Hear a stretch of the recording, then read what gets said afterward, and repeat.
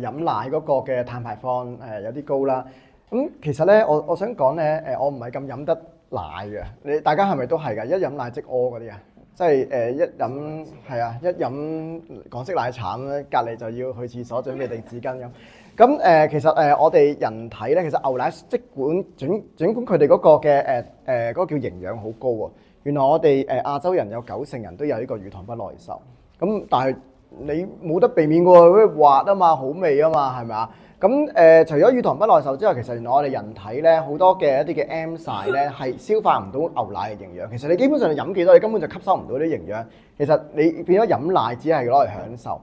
咁就係因為咁啦，我有呢個痛點啦。我個仔又飲唔到植物奶喎，就係飲到牛奶喎。咁一定要飲植物奶，但係現有嘅植物奶好多時候都係單一原料啊嘛，係咪啊？一係豆奶，一係就燕麥，一係就或者 almond 咁好多㗎，千變萬化。咁但係我哋中國人嚟㗎嘛，我哋中國人你都有飲湯啊，係咪啊？我哋就好奇怪，飲湯都唔會淨係得一種原料去煲個湯㗎嘛，係嘛？咁我哋試過就係 match 幾隻唔同嘅原材料 match 落去咧，其實嗰個味道嗱，你要顧及個營養同埋顧及味道啊嘛。咁味道都係做唔到我哋想要嘅好 milky 好奶感嘅食物喎，嗰個飲品喎。咁所以我哋就透過我哋個科技去做咗我哋嘅泰加奶啦，就 mix 咗苦堅果、燕麥、大豆。咁其中一個嘅苦堅果咧，就喺呢一個嘅沙漠度去種植嘅。